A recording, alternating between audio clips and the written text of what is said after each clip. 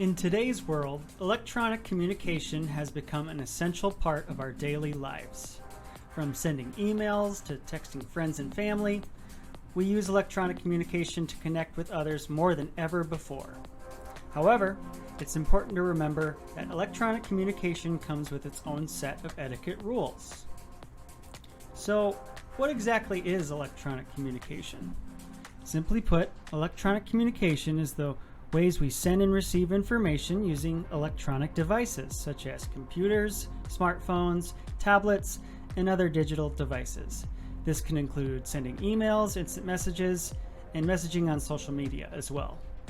In this video, we'll discuss some important tips that you can use for electronic communication to help you communicate more effectively and professionally.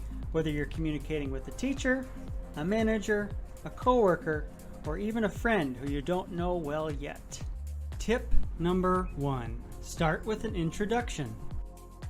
When you're sending an email or a message, make sure to start out with an introduction, especially to someone who you don't contact very often.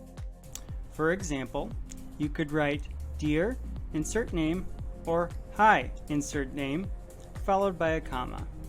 This shows that you're being respectful and professional. Tip number 2. Keep it short. In electronic communication, it's important to keep your messages short and to the point. Long, rambling messages can be confusing and overwhelming for the person who's receiving the message. Make sure to stick to the main point and be clear in your communication. Tip number 3. Avoid using all caps or too many emojis. It's easy for a certain tone to be misinterpreted in electronic communication. To avoid any misunderstandings, be mindful of the tone you're using. This means that you should avoid using all caps, as these can come across as aggressive. Additionally, using excessive emojis can be distracting and unprofessional, so use them carefully. Tip number 4. Avoid sensitive topics. Electronic communication can be a great way to express your thoughts, but it's important to not talk about sensitive topics that may make people upset or uncomfortable. This includes politics, religion, and personal beliefs. If you must discuss a sensitive topic, try to do so in a respectful way. Tip number 5. Don't share personal information. Be mindful of the information you're sharing in electronic communication. Avoid sharing personal information such as your home address or your phone number. Electronic communication is not always safe, so there's always a risk that messages can be seen by others.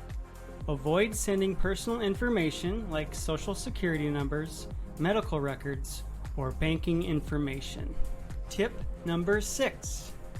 Don't message someone more than 2 times in a row before you get a response.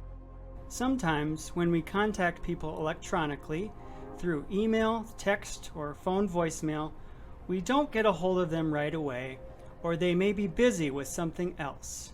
This does not mean that they do not want to communicate with you.